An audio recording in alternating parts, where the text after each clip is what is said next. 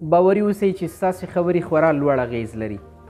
کیدلی شي ستاسې یوه خبره د یو چا ژوند مثبت یا منفي تغییر کړي. کیدلی شي ستاسې یوه خبره د یو چا ژوند جوړ کړي او برعکس کیدلی شي خدای به که د یو چا ژوند له منځه یوسي. خپلو خبرو ته مو ډېر پام کوئ. نبی علیه السلام فرمایي چې تاسو یا د خیر خبرې وکئ او یا غلي پاتې شئ. امام غزالی رحمه الله قافلې سره روان دی او قافله لوټ کیږي. غل راځي د امام صاحب کتابونه ګوري. کله چې له ځان سره وړي نو امام غزالی رحمه الله ورته فرمایي چې دا زما کتابونه دي او زما ټول علم په همدې کتابونو پورې تړلی دی او وړل تاسو ته هیڅ فایده هم نه لري. غل ورته وایي چې عجیبه علم دی چې په کتابونو پورې تړلی دی. امام غزالی صاحب ته کتابونه پاتې کېږي مګر دی د دې نه وروسته په خپل ذهن باندې کار کوي او فکر کوي چې رښتیا هم تر کومې به زه په کتابونو پورې تړلی یم. همغه دی چې له امام غزالی رحمه الله څخه امام غزالی رحمه الله جوړیږي. معنا دا چې د یو غل یوې خبرې د امام غزالی رحمه الله په ژوند کې دومره بدلون راوړو چې له هغه څخه یو ستر امام جوړ کړي. دارنګه سفیان ثوري رحمه الله مسجد ته داخلیږي او د دې په ځای چې ښي پښه نه باسي چپه پښه نه ویسته.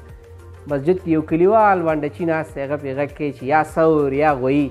مسجد ته چې کله ننوځي اول ښي پښه نه باسه، تا چپه نه ایسته.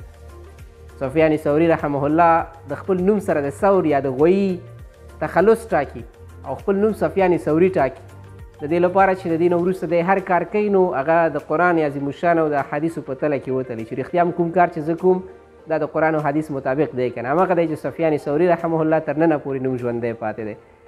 نو ګلونو مینهوالو دا چې موږ تاسې د غوږونه دوه دي ډېر باید د خلکو واورو. دا چې زموږ ستاسې سترګې دوه دي ډېر باید خلک ووینو. دا چې دوه لاسونه او دوه پښې لرو ډېر باید کار وکړو، ډېره هڅه وکړو. خو دا چې زموږ ستاسې ژبه یوه ده رښتیا هم باید کمې خبرې وکړو خو ښې خبرې وکړو. که تاسو چېرته یو چا ته ووایئ چې موړ شوې نو کېدلی شي دومره یې بده ونه ګڼي، خو که ورته ووایئ چې ډک شوې نو کېدلی شي ډېر په غوسه شي. خدای مکړه که تاسو یو چا ته ووایئ چې پلار دې راغی نو کېدلی شي چې هغه هیڅ داسې ناسم غبرګون ښکاره نه کړي بلکې خوښ شي ستاسو په دې خبره باندې. خو که خدای مکړه تاسو ورته ووایئ چې د مور خاوند یا د مور میړه دې راغی باوري اوسئ چې دا خبره د هغوی په ذهن باندې ناسم اغېز کوي. نو مینهوالو ستاسو خبرې خورا لوړ اغېز لري. خپلو خبرو ته ډېر پام وکړئ. لږې خبرې مګر د ګټې او د خیر خبرې وکړئ.